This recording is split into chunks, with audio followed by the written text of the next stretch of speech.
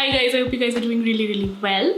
And I hope that you are enjoying the social distancing version of Sindhi Cultural Day. Which, if you don't know what Sindhi Cultural Day is, it's basically a day dedicated to the celebration of Sindhi culture in Pakistan. Pretty self-explanatory. It's something that, regardless of what its roots were, has for all intents and purposes turned into an unapologetic show of cultural pride and solidarity with respect to a particular ethnic group in Pakistan. The significance of this cannot be lost on the Pakistani music industry or lack thereof. And so I wasn't surprised to see that Ali Zafar and co wanted to capitalize on some of that hype by releasing a revamped version of a Sindhi classic. I need to get some things out of the way. Firstly, can I just say that it's really lovely to see Abid Brohi as part of a mainstream music production after such a long time. I've been spending a lot of time the past couple of months trying to educate myself with respect to the Afro-Pakistani community. And it is so rare to see any kind of media representation that includes Afro-Pakistani talent, let alone representation that's so very positive. So I can't even begin to appreciate what he means and what his journey has meant for so many people across Pakistan. I also just want to mention that Uruj Fatma is really talented. I really do hope that she has a long and illustrious career. And I also want to mention that whoever came up with her outfit for this song is an absolute genius. That hat, I need that hat. But this is where the niceties end. See, in a post-Coke Studio Pakistani musical scene, there has been a constant propensity to fuse folk with pop. In fact, many Pakistani artists have claimed that for the longest time, that was the only kind of music that had any kind of space on the program. But just because you can do something doesn't mean that you're doing it well. So while every other song coming out of Coke Studio was in fact a Sufi fusion project, that doesn't mean that they were good at this, right? Like the Coca-Cola fiasco notwithstanding, one of the worst things to come out of Coke Studio is still their rendition of Yarda Ki Ishq Aatish. Certain voices just do not lend themselves to folk music. And sure, you might find this version of Allay Munja Mar Wara really enjoyable, but that's because of the beat. Folk music in Pakistan tends to have a really lively, upbeat feel to it, which means that it's always enjoyable. But if this is supposed to be some kind of a passion project that is supposed to help or at least pay homage to Sindhi culture, then enjoyable is also insufficient. You see, there's been a lot of grief with respect to the Sindhi community recently. A lot of this ethnic tension is obviously not new, but the recent debates have been particularly tense. And most of them have also been taking place in regional languages, which means that a vast majority of Pakistanis have no idea about how ignorant they are when it comes to Sindh, its people, and its culture. For example, consider this op-ed published in Dawn, interestingly also commenting on the Sindhi Cultural Day celebrations. Now, this gentleman makes a lot of interesting, and I say that sarcastically, points, but the one that just took the cake, sliced it into a million little pieces and served it at the garden party was this little gem, and I quote, "For Sindhi nationalists, the predicament is that Karachi was never a Sindhi-speaking city. Even before partition in August 1947, non-Muslim communities such as Christians, Hindus, and Parsis constituted the majority of Karachi's population." Okay, so who's gonna tell him? See, it's true that a lot of non-Muslim communities resided in Karachi before 1947, but most, if not all of these communities also identified themselves as Sindhis.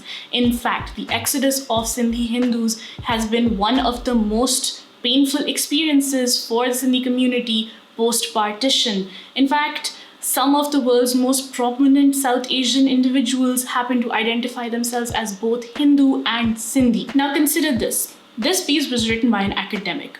Can you imagine the kind of misinformation that laymen are peddling? And I know what you're thinking. Well, so what? A professor, thank you very much, said something less than smart.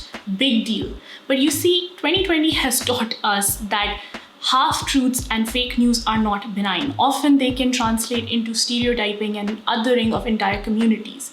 And when you convince yourself that there is something fundamentally different about you and someone else to the extent that they are not human in the same vein as you are, then you other their plight as well. For instance, consider the recent floods that impacted Pakistan. A cursory glance across mainstream Pakistani media would have you convinced that the flood somehow missed the province itself and only impacted Karachi. So much so that a mainstream news anchor actually admitted to this. Media में बावजूद मौजूदा सूरत हाल की वजह से कराची का बहुत ज़्यादा जिक्र रहा, लेकिन अंदरून सिंध की कैफियत जो है वो अब तक आपके सामने नहीं पहुंची, लेकिन इसका हमने बाकायदा Much like half-truths, half-hearted attempts at cultural preservation are objectively problematic.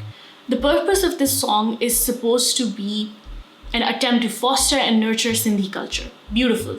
But how exactly is that happening? Like I said, I like 2 of the 3 people that are involved in this production. But with the artists collective that are working across Pakistan to preserve not just Sindhi music, but also Sindhi musical instruments, you're telling me that not one of them could have been included in this production. But perhaps even more egregiously, is this really the best way to pay homage to a cultural icon? This song, much like many other Sindhi songs, is not necessarily a bet. It's much more of an homage being paid to Shah Abdul Latif Bhittai, who, if you don't know who Shah Abdul Latif Bhittai is, he is arguably, and we can argue about this, let me know in the comments what you think, but he is one of, if not the most important cultural figure in Sindhi culture, right?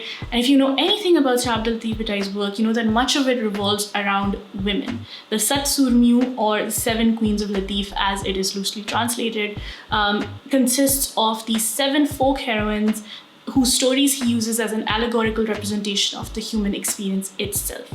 And I need you to understand the significance of that. You see, for Shah Abdul Latif Bhittai, it wasn't just about celebrating women. Rather, the argument that he was trying to make was that the feminine journey was intrinsic to societal progress and spiritual progress itself.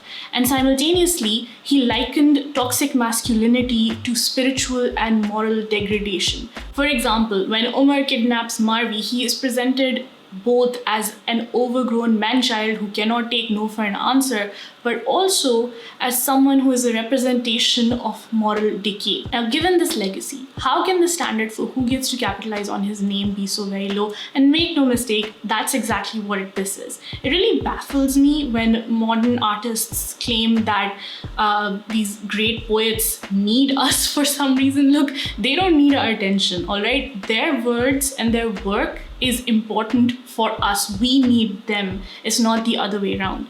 And therein, that Ali Zafar would attach his name to that of Shah Abdul Latif Bhittai's becomes very problematic. Consider the nature of the accusations that have been leveled against him. Consider also that this is the same person who tried to threaten a Sindhi artist with censorship over a tweet, and then tried to peddle a narrative about how someone like Nigar Dat, who has been working for years to help survivors of harassment and cyberbullying, is actually part of some grand conspiracy to derail his career. Many of you might argue that politics and art should not coincide, but it's the end of 2020. And some things need to change. We need to expect or even just settle for better. Given the way that Sindhis are typically represented in Pakistani media, I can understand that a lot of you might see this as a step in the right direction, but that's not what this is. What this is an attempt to capitalize on the sentiments of a population. And like I said, even if we're settling, we need to settle for better.